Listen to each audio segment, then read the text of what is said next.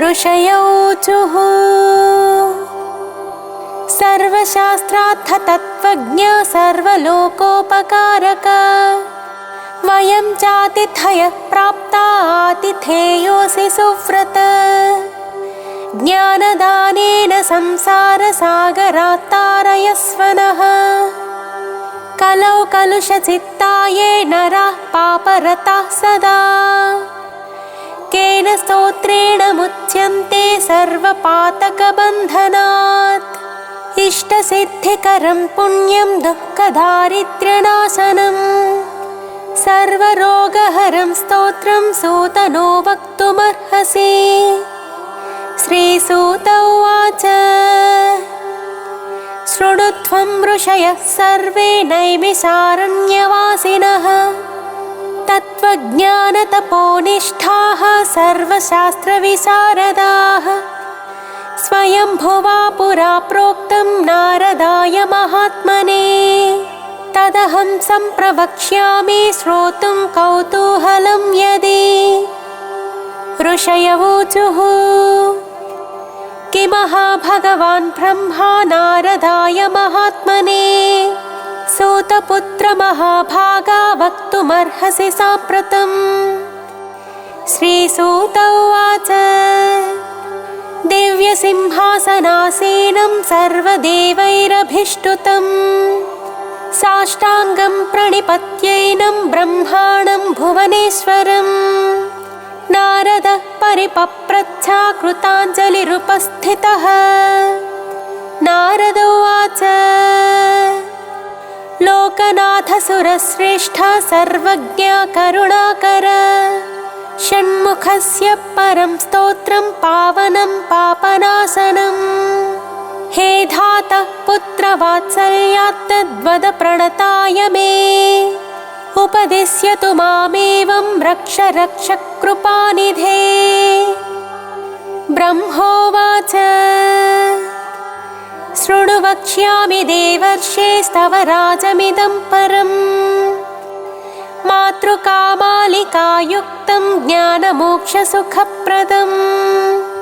सहस्राणि च नामानि षण्मुखस्य महात्मनः यानि नामानि दिव्यानि दुःखरोगहराणि च तानि नामानि वक्ष्यामि कृपया त्वयि नारद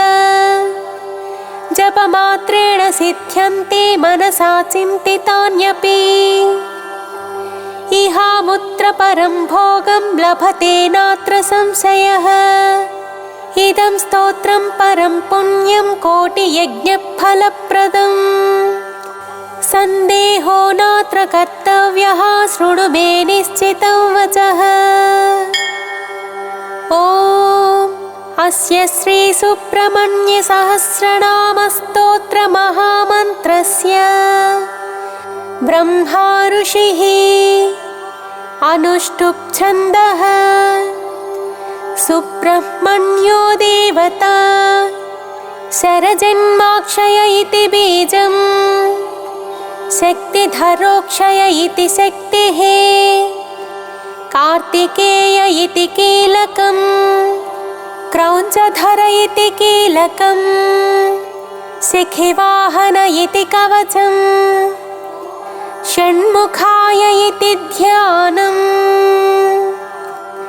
श्रीसुब्रह्मण्य प्रसाद सिद्ध्यर्थे जपे विनियोगः। ध्यानम् ध्यायेच्छण्मुखमिन्दुकोटिसदृशं रत्नप्रभाशोभितम् बालार्कद्युतिषट्किरीटविलसत्केयूरहारान्वितम् कर्णालम्बितकुण्डलप्रविलसत्कण्डस्थलाशोभितम् काञ्चीकङ्कणकिङ्किणीरवयुतं शृङ्गारसारोदयम् ध्यायेदीप्सितसिद्धिदं शिवसुतं श्रीद्वादशाक्षं गुहम् खेटं कुक्कुटमङ्कुशं च वरदं पाशं धनुश्चक्रकम् वज्रं शक्तिमसिं च शूलमभयं दोर्भिधृतं षण्मुखं देवं चित्रमयूरवाहनगतं चित्राम्बरालङ्कृतम् अथ श्रीसुब्रह्मण्यसहस्रनामस्तोत्रम् अचिन्त्यशक्तिरनघस्त्वक्षोभ्यस्त्वपराजितः अनाथवत्सलो मेघस्त्वशोकोऽप्यचरो भयः अत्युदारो ह्यगहरस्त्वग्रगण्यो द्विजासुतः अनन्तमहिमापारोऽनन्तसौख्यप्रदो व्ययः अनन्तमोक्षदो नादिरप्रमेयोऽक्षरोच्युतः अकल्मषोऽभिरामोऽग्रधुर्यश्चामितविक्रमः अनाथनाथो ह्यमलो ह्यप्रमत्तो मरप्रभुः अरिन्दमोऽखिलाधारस्त्वणिमादिगुणोऽग्रणीः अचञ्चलो मरस्तुत्यो ह्यकलङ्कोऽमितासनः अग्निभोरणवद्याङ्गो ह्युद्भुतो भीष्टदायकः अतीन्द्रियो प्रमेयात्मा ह्युद्धृस्यो व्यक्तलक्षणः आपद्विनाशकस्त्वार्याढ्यागमसंस्तुतः आर्तसंरक्षणस्वाध्य आनन्दस्त्वार्यसेवितः आश्रितेष्टार्थवरदानन्द्यात्तफलप्रदः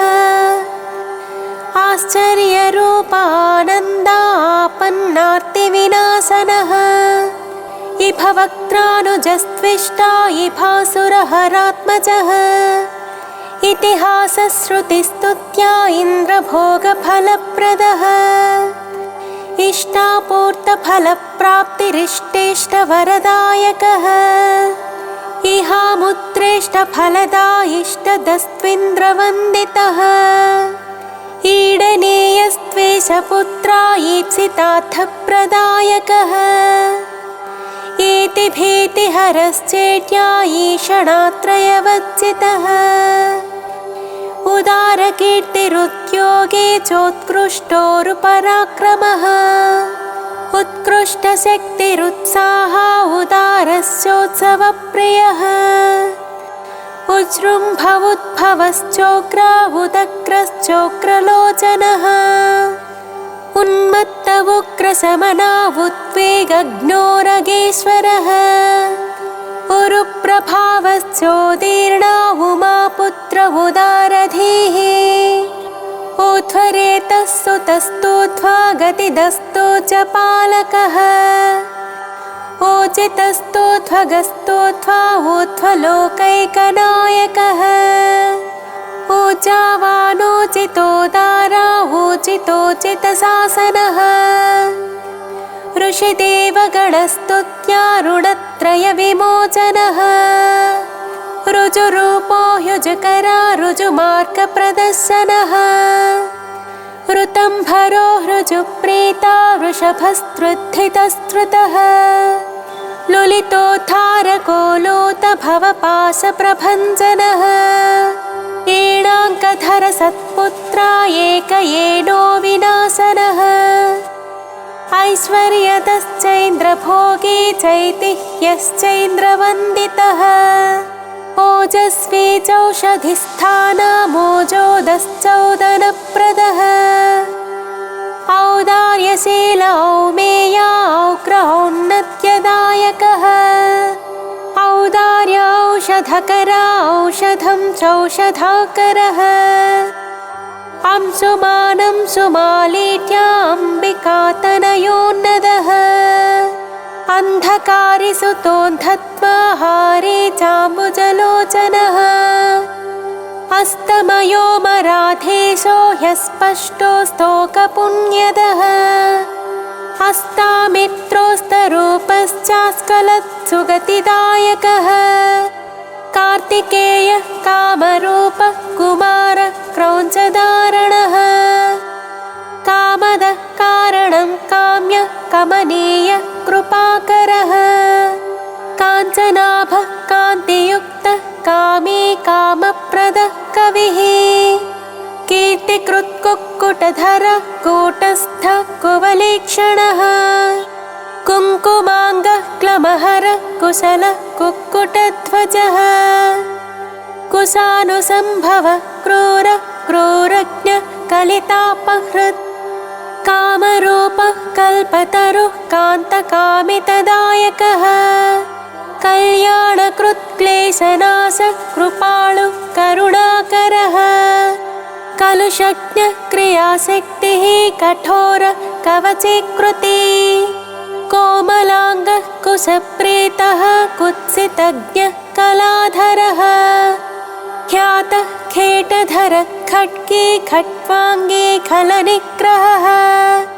ख्यातिप्रदः खेचरेशः ख्यातिः खेचरस्तुतः खरतापहरः स्वस्थः खेचर खेचराश्रयः खण्डेन्दुमौलितनयः खेलः खेचरपालकः खस्थलः खण्डितार्कश्च खेचरीजनपूजितः गाङ्गेयो गिरिजापुत्रो गणनाथानुजो गुहः गोप्ता गीर्वाणसंसेव्यो गुणातीतो गुहाश्रयः गतिप्रदो गुणनिधिः गम्भीरो गिरिजात्मजः गूढरूपो गदहरो गुणाधीशो गुणाग्रणीः गोधरो गहनो गुप्तो गर्वज्ञो गुणवर्धनः गुह्यो गुणज्ञो गीतिज्ञो गतातङ्को गुणाश्रयः गत्यपत्यप्रियो गुण्यो गोस्तुतो गगनेचरः गणनीयचरित्रश्च गतक्लेशो गुणार्णवः घूर्णिताक्षो घृणिनिधिः घनगम्भीरघूषणः घण्टानादप्रियो घोषो घोराघौखविनाशनः घनानन्दो घर्महन्ता घृणावान् घृष्टिपातकः घृणी घृणाकरो घोरो घोरदैत्यप्रहारकः घटितैश्वर्यसन्दोहो घनाथो घनसङ्क्रमः चित्रकृच्चित्रवर्णश्च चञ्चलश्च फलद्युतिः चिन्मयश्चित्स्वरूपश्च चिरानन्दश्चिरन्तनः चित्रकेलिश्चित्रतरश्चिन्तनीयश्च मत्कृतिः चोरग्नश्चतुरश्चारुश्चामेकरविभूषणः चन्द्रार्ककोटिसदृशश्चन्द्रमौलितनूभवः छादिताङ्गश्चद्महन्ता छेदिताखिलपातकः छेदीकृततमः क्लेशश्चत्रीकृतमहायशाः छादिताशेषसन्तापश्छुतिरामृतसागरः छन्नत्रैगुण्यरूपश्च छातेहश्छिन्नसंशयः छन्दोमयश्छन्दगामी छिन्नपाशश्च विच्छदः जगद्धितो जगत्पूज्यो जगज्येष्ठो जगन्मयः जनको जाह्नवी सूनुर्जितामित्रो जगद्गुरुः जयी जितेन्द्रियो जैत्रो जरामरणवर्जितः ज्योतिर्मयो जगन्नाथो जगज्जीवो जनाश्रयः जगत्सेव्यो जगत्कर्ता जगत्साक्षी जगत्प्रियः जम्भारिवन्द्यो जयदो जगज्जनमनोहरः जगदानन्दजनको जनजाड्यापहारकः जपाकुसुमसङ्कासो जनलोचनशोभनः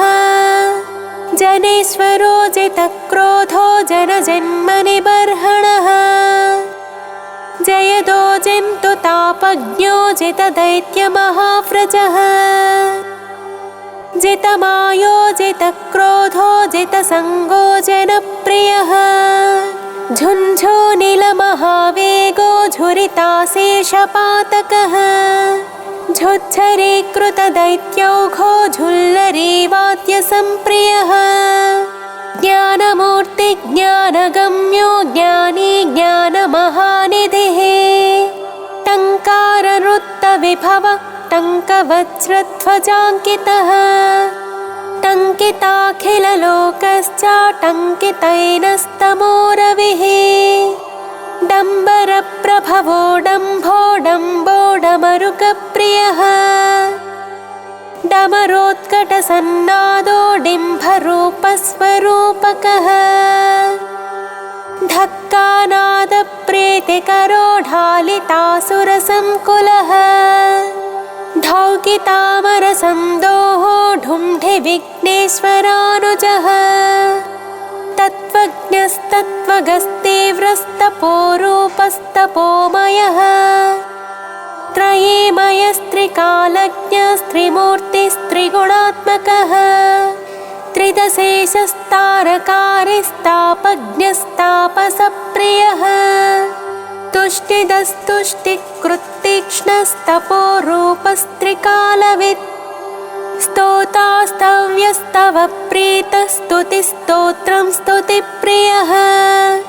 स्थितस्थायी स्थापकश्च स्थूलसूक्ष्मप्रदर्शकः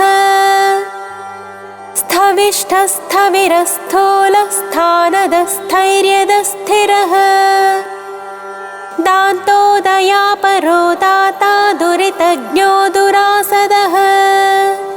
दर्शनीयो दयासारो देवदेवो दयानिधिः दुराधर्षो दुर्विगाह्यो दक्षो दर्पणशोभितः दुर्धरो दानशीलश्च द्वादशाक्षो द्विषट्भुजः द्विषट्कर्णो द्विषट्बाहुर्तेन सन्तापनाशनः दन्दशोकेश्वरो देवो देव्यो देव्याकृतितमः दीर्घवृत्तो दीर्घबाहुर्दीर्घदृष्टिर्धिवस्पतिः दण्डो दमयिता दर्पो देवसिंहो दृढव्रतः दुर्लभो दुर्गमो दीप्तो दुष्प्रेक्ष्यो दिव्यमण्डनः दुरोदरज्ञो दुःखज्ञो दुरारिज्ञो दिशाम्पतिः दुर्जयो देवसेनेशो दुर्ज्ञेयो दुरतिक्रमः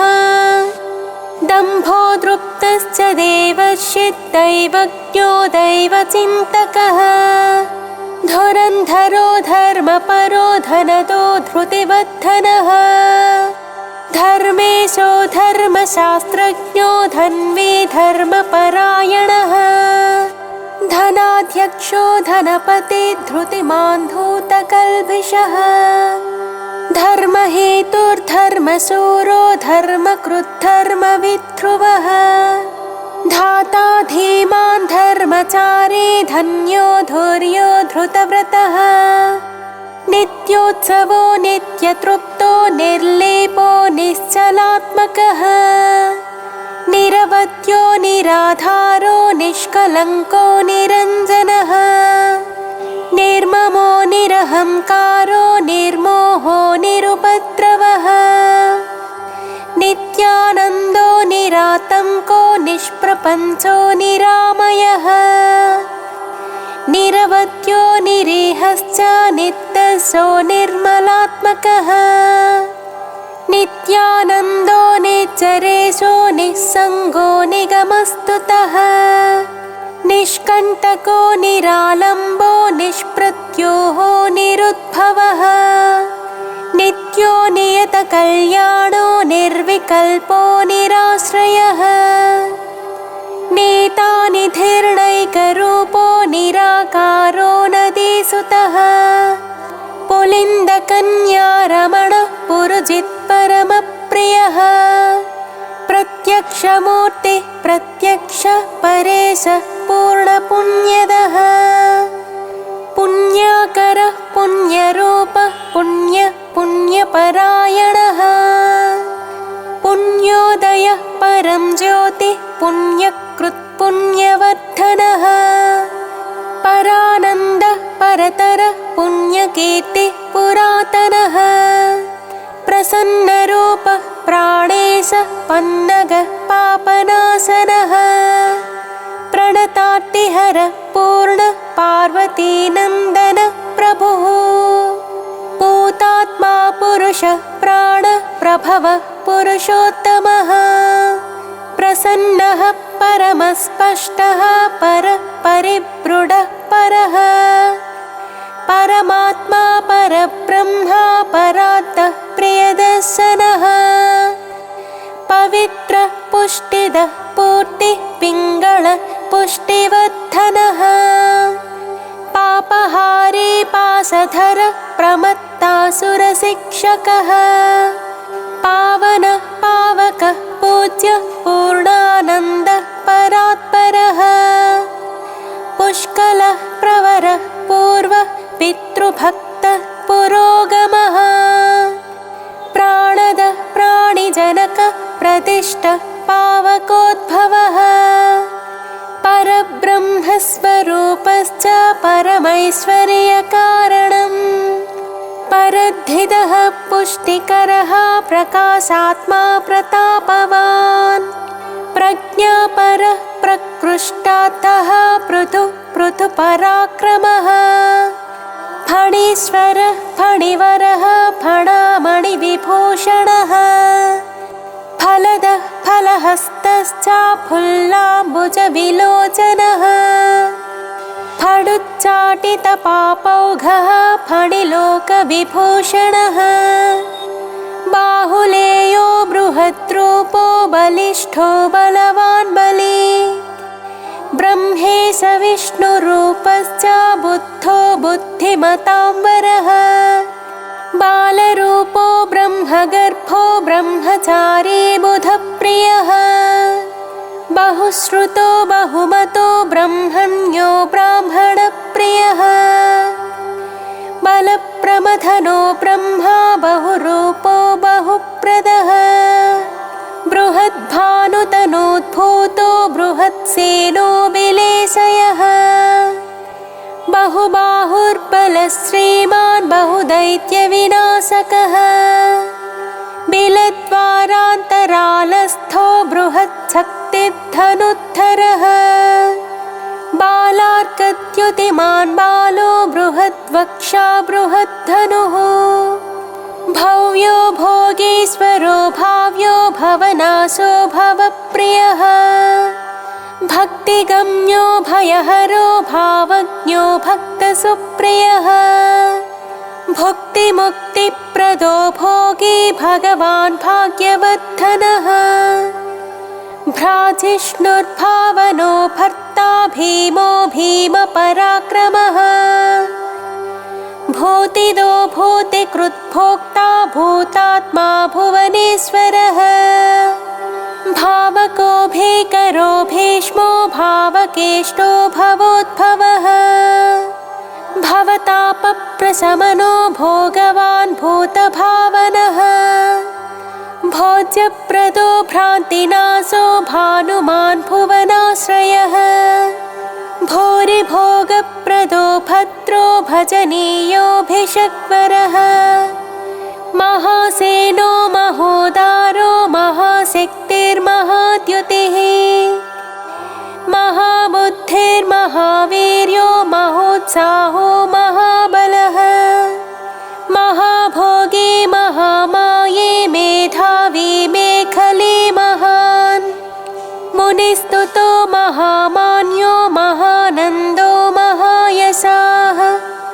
महोज्जितो माननिधिर्मनोरथफलप्रदः महोदयो महापुण्यो महाबलपराक्रमः मानदो मतिदो माली मुक्ता माला विभूषणः मनोहरो महामुख्यो महद्धिर्मूर्तिमान् मुनिः महोत्तमो महोपायो मोक्षदो मङ्गलप्रदः मुदाकरो मुक्तिदाता महाभोगो महोरगः यशस्करो योगियो निर्योगीश्वरो वरिष्ठो यमिनाम्बरः यशस्वी योगपुरुषो योग्यो योगनिधिर्यमे यतिसेव्यो योगयुक्तो योगविद्योगसिद्धिदः यन्त्रो यन्त्रे च यन्त्रज्ञो यन्त्रवान् यन्त्रवाहकः यातनारहितो योगी योगीशो योगिनाम्बरः रमणीयो रम्यरूपो रसज्ञो रसभावनः रञ्जनो रञ्जितो रागी रुचिरो रुद्रसम्भवः रणप्रियो रणोदारो रागद्वेषविनाशनः रत्नाचिरुचिरो रम्यो रूपलावण्यविग्रहः रत्नाङ्गदधरो रत्नभूषणो रमणीयकः रुचिकृत्रो च मानश्च रञ्जितो रोगनाशनः राजीवाक्षो राजराजो रक्तमाल्यानुलेपनः राजद्वेदागमस्तुत्यो रजः सत्त्वगुणान्वितः रजनीशकलारम्यो रत्नकुण्डलमण्डितः रत्नसन्मौलिशोभाढ्यो रणन्मञ्जीरभूषणः लोकैकनाथो लोकेशो ललितो लोकनायकः लोकरक्षो लोकशिक्षो लोकलोचनरञ्जितः लोकबन्धुर्लोकधाता लोकत्रयमहाहितः लोकचूडामणिर्लोकवन्द्यो लावण्यविग्रहः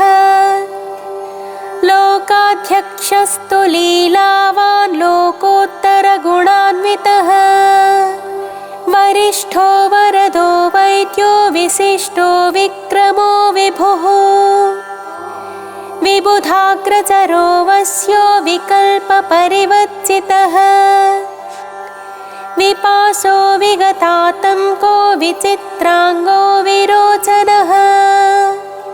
विद्याधरो विशुद्धात्मा वेदाङ्गो विबुधप्रियः वचस्करो व्यापकश्च विज्ञानी विनयान्वितः विद्वत्तमो विरोधिज्ञो वीरो विगतरागवान् वीतभावो विनीतात्मा वेदगर्भो वसुप्रदः विश्वदीप्तिर्विशालाक्षो विजितात्मा विभावनः वेदवेद्यो विधेयात्मा वेददोषश्च वेदवेत् विश्वकर्मा वीतभयो वागीशो वासवाचितः वीरध्वंसो विश्वमूर्तिर्विश्वरूपो वरासनः विशाखो विमलो वाग्मी विद्वान् वेदधरो वटुः वीरचूडामणिर्वीरो विद्येशो विबुधाश्रयः विजये विनये वेत्ता वरीयान् विरजावसुः वीरज्ञो विश्वरो वेद्यो वेगवान् वीर्यवान् वशी वरशीलो वरगुणो विशोको वज्रधारकः शरजन्मा शक्तिधरः शत्रुघ्नः शिखिवाहनः श्रीमान् शिष्टः शुचिः शुद्धः शाश्वतः श्रुतिसागरः शरण्यः शुभदः शर्मा शिष्टेष्टः शुभलक्षणः शान्तः शूलधरः श्रेष्ठः शुद्धात्मा शङ्करः शिवः शितिकण्ठात्मजः शूरः शान्तिदः शोकनाशनः षण्मातुरः षण्मुखश्च षड्गुणैश्वर्यसंयुतः षट्चक्रस्थः षडूर्मिज्ञः षडङ्गश्रुतिपारगः षड्भावरहितः षट्कः षट्शास्त्रस्मृतिपारगः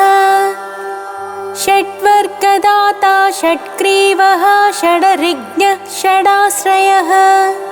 षट्किरीटधरः श्रीमान् षडाधारश्च षट्क्रमः षट्कोणमध्यनिलयः षण्डत्वपरिहारकः सेनानी सुभगः स्कन्दः सुरानन्दः सतां गतिः सुब्रह्मण्यः सुराध्यक्षः सर्वज्ञः सर्वतः सुखी सुलभः सिद्धिदः सौम्यः सिद्धेशः सिद्धिसाधनः सिद्धार्थः सिद्धसङ्कल्पः सिद्धसाधुः सुरेश्वरः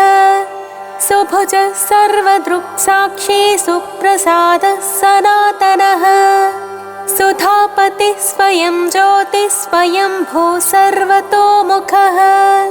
समर्थः सत्कृतिः सूक्ष्मः सघोषः सुखदः सुहृत्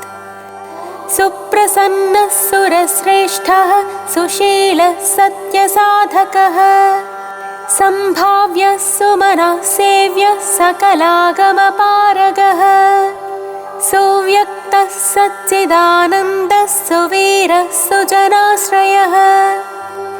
सर्वलक्षणसम्पन्नः सत्यधर्मपरायणः सर्वदेवमयः सत्यः सदा मृष्टान्नदायकः सुधापि सुमतिः सत्यः सर्वविघ्नविनाशनः सर्वदुःखप्रशमनः सुकुमारः सुलोचनः सुग्रीवः सुधृतिः सारः सुराराध्यः सुविक्रमः सुरारिघ्नः स्वर्णवर्णः सर्पराजः सदा शुचिः सप्ताचिद्भूः सुरवरः सर्वायुधविशारदः हस्तिचर्माम्बरसुतो हस्तिवाहनसेवितः हस्तचित्रायुधधरो हृताघो हसिताननः हेमभूषो हरिद्वर्णो हृष्टिदो हृष्टिवर्धनः हेमाद्रिभित्तं सरूपो हुङ्कारहतकिल्बिषः हिमाद्रिजाता तनुजो हरिकेशो हिरण्मयः हृद्यो हृष्टो हरिसखो हंसो हंसगतिर्हविः हिरण्यवर्णो हितक्रुद्धर्षदो हेमभूषणः हरप्रियो हितकरो हतपापो हरोद्भवः क्षेमदक्षेमकृच्छेम्यः क्षेत्रज्ञक्षामवच्चितः क्षेत्रपालक्षमाधारः क्षेमक्षेत्रक्षमाकरः क्षुत्रज्ञक्षान्तिदक्षेमः क्षितिभूषक्षमाश्रयः क्षालिताघः क्षितिधरः क्षीणसंरक्षणक्षमः क्षणभङ्गुरसन्नद्धः घनशोभिकपर्तकः क्षितिभृन्नाथतनया मुखपङ्कजभास्करः क्षताहितक्षरक्षन्ताक्षतदोषक्षमानिधिः क्षपिताखिलसन्तापक्षपानाथसमाननः इति नाम्नां सहस्राणि षण्मुखस्य च नारद यः पठेत् शृणुयाद्वापि भक्तियुक्तेन चेतसा स सद्यो मुच्यते पापैर्मनोवाक्कायसम्भवैः आयुर्वृत्तिकरं पुंसां स्थैर्यवीर्यविवर्धनम् वाक्येनैकेन वक्ष्यामि वाञ्छितार्थं प्रयच्छति तस्मात् सर्वात्मना ब्रह्मन् नियमेन जपेत् सुधीः। इति स्कन्दपुराणे ईश्वरप्रोक्ते ब्रह्मनारदसंवादे श्रीसुब्रह्मण्यसहस्रनामस्तोत्रम्।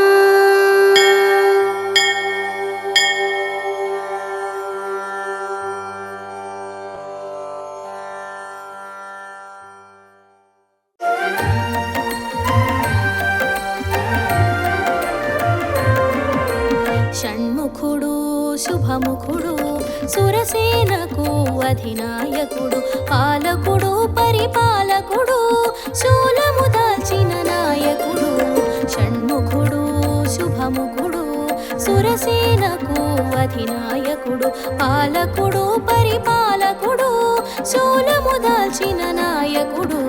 సుబ్రహ్మణ్యం సుబ్రహ్మణ్యం గజముఖ సోదర సుబ్రహ్మణ్యం సుబ్రహ్మణ్యం సుబ్రహ్మణ్యం కుమారనామ సుబ్రహ్మణ్యం కుమారనామ సుబ్రహ్మణ్యం సుబ్రహ్మణ్యం సుబ్రహ్మణ్యం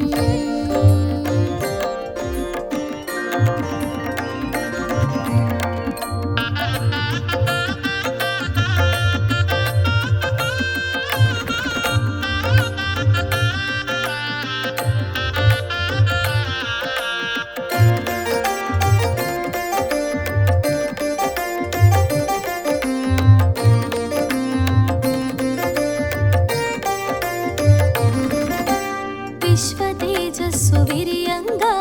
విశ్వవ్యాప్తమై వెలిగేను క్రౌంచగిరిపై వసించి కన్నుల కాంతులు నింపేను శివతేజమున తెలిసేను రెల్లు పొదలలో విరిసేను శివతేజమున తెలిసేను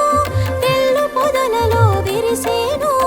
పల్లెము దాల్చి నిలిచేను భగంగేయునిగా పెరిగేను షణ్ముఖుడు శుభముఖుడు సురసేనకు అధినాయకుడు పాలకుడు పరిపాలకుడు శూలము దాల్చిన నాయకుడు సుబ్రహ్మణ్యం సుబ్రహ్మణ్యం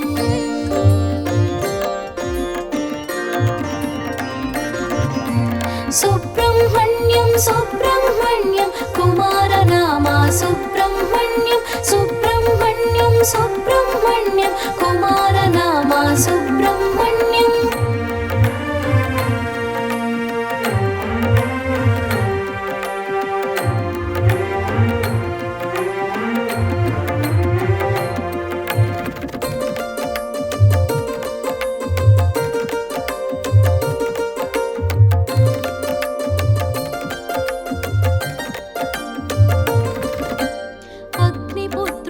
తెలిసేను అగ్నిశిఖలో మెరిసేను శిఖివాహనము అందేను శిఖరాగ్రమున వెలిగేను ఓంకారార్థము వివరించి శివునికి గురువై నిలిచేను ఓంకారార్థము వివరించి శివునికి గురువై నిలిచేను కృత్తిక క్షీరం పానము చేసి కార్తికేయుడై తెలిసేను షణ్ముఖుడు శుభముఖుడు సురసేనకు అధినాయకుడు పాలకుడు పరిపాలకుడు శూలము దాల్చిన నాయకుడు సుబ్రహ్మణ్యం సుబ్రహ్మణ్యం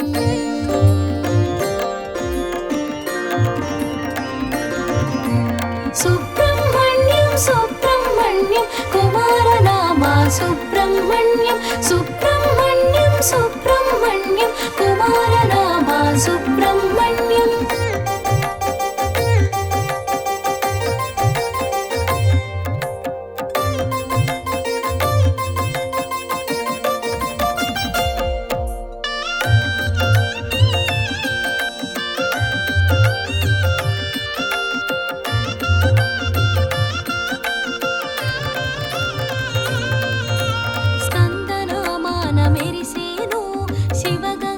ఫలముగ కలిగేను కుమారనామాన కూడేను స్వామి నామాన శోభించేను తారకాసురుని తుదముట్టించి సురముని క్షోభను తీర్చేను తారకాసురుని తుదముట్టించి సురముని క్షోభను తీర్చేను శక్తిధరునిగా భాసించి ముక్తి ప్రదాతగా మెరిసేను షణ్ముఖుడు శుభముఖుడు సురసేనకు అధినాయకుడు పాలకుడు పరిపాలకుడు శూలము దాల్చిన నాయకుడు సుబ్రహ్మణ్యం సుబ్రహ్మణ్యం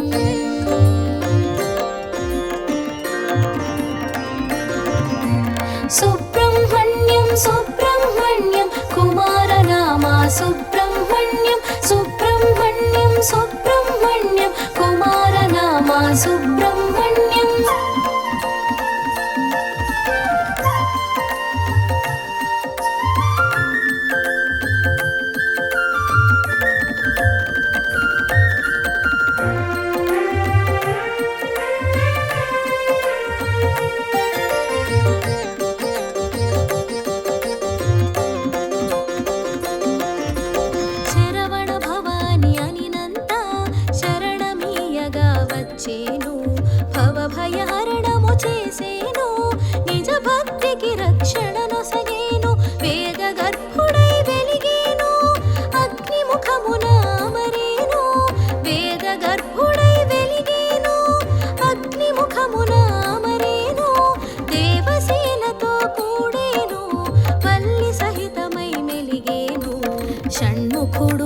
శుభముఖుడు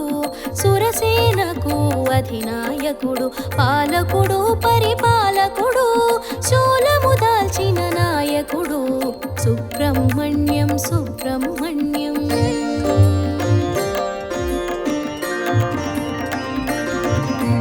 సుబ్రహ్మణ్యం సుబ్రహ్మణ్యం కుమారనామ సుబ్రహ్మణ్యం సుబ్రహ్మణ్యం సుబ్రహ్మణ్యం కుమారనామ సుబ్రహ్మణ్యం.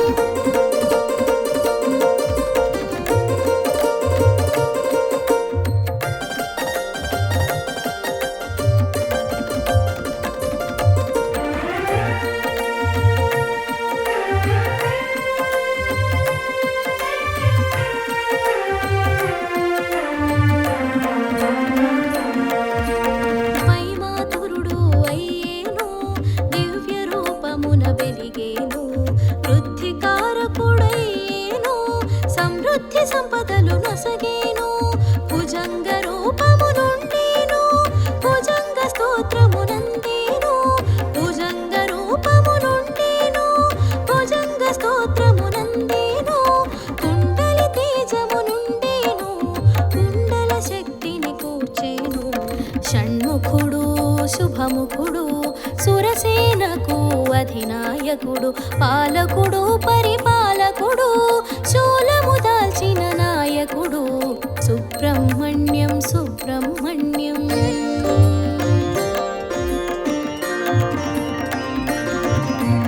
సుబ్రహ్మణ్యం సుబ్రహ్మణ్యం కుమారనామ సుబ్రహ్మణ్యం సుబ్రహ్మణ్యం సుబ్రహ్మణ్యం కుమారనామ సుబ్రహ్మణ్యం.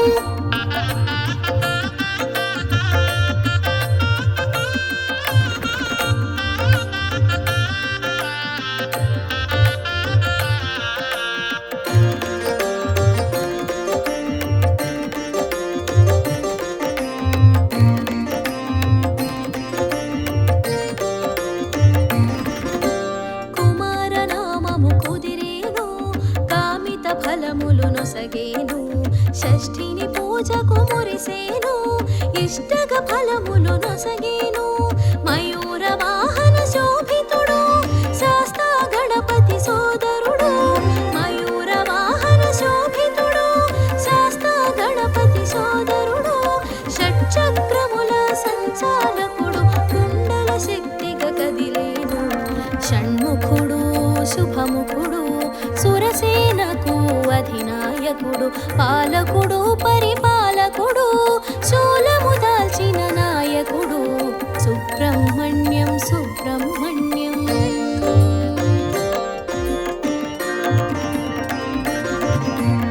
సుబ్రహ్మణ్యం సుబ్రహ్మణ్యం కుమారనామ సుబ్రహ్మణ్యం సుబ్రహ్మణ్యం సుబ్రహ్మణ్యం కుమారనామ సుబ్రహ్మణ్యం.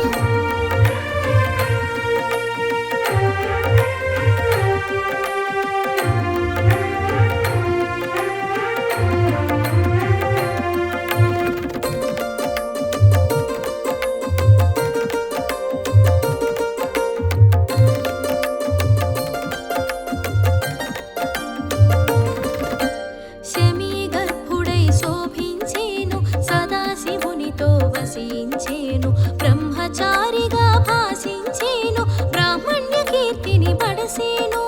కుమారనామ పూజితుడు గురువుగా వెలిగిన ఘనుడు కుమారనామ పూజితుడు గురువుగా వెలిగిన ఘనుడు స్కందానిన స్పందించేను కరము జోడిన కరుణించేను షణ్ముఖుడు శుభముఖుడు సురసేనకు అధినాయకుడు పాలకుడు పరిపాలకుడు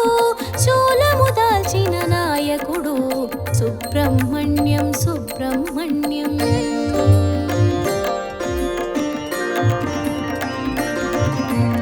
సుబ్రహ్మణ్యం సుబ్రహ్మణ్యం కుమారనామ సుబ్రహ్మణ్యం సుబ్రహ్మణ్యం సుబ్రహ్మణ్యం కుమారనామ సుబ్రహ్మణ్యం.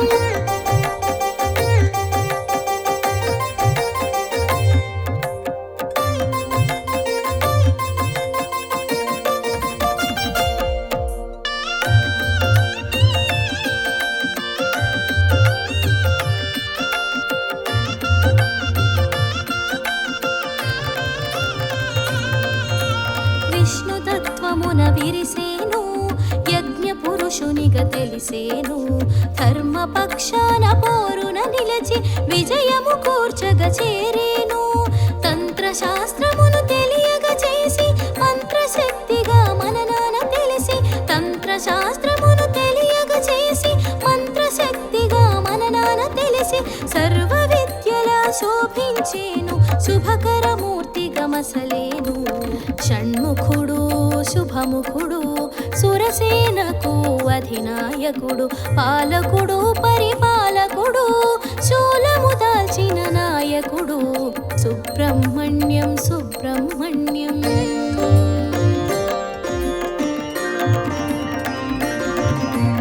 సుబ్రహ్మణ్యం సుబ్రహ్మణ్యం కుమారనామ సుబ్రహ్మణ్యం సుబ్రహ్మణ్యం సుబ్రహ్మణ్యం కుమారనామ సుబ్రహ్మణ్యం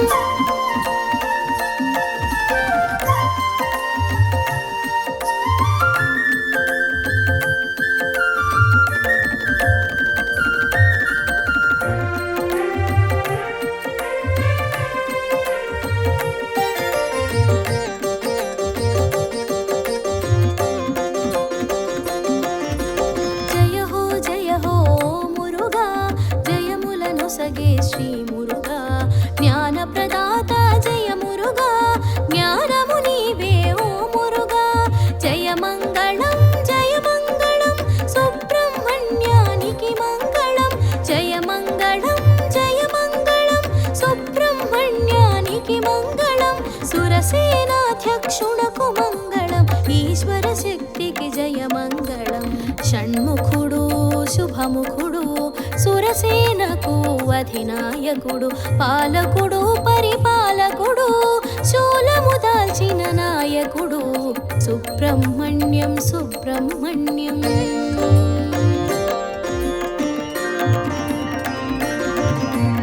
సుబ్రహ్మణ్యం సుబ్రహ్మణ్యం కుమారనామ సుబ్రహ్మణ్యం సుబ్రహ్మణ్యం సుబ్రహ్మణ్యం కుమారనామ సుబ్రహ్మణ్యం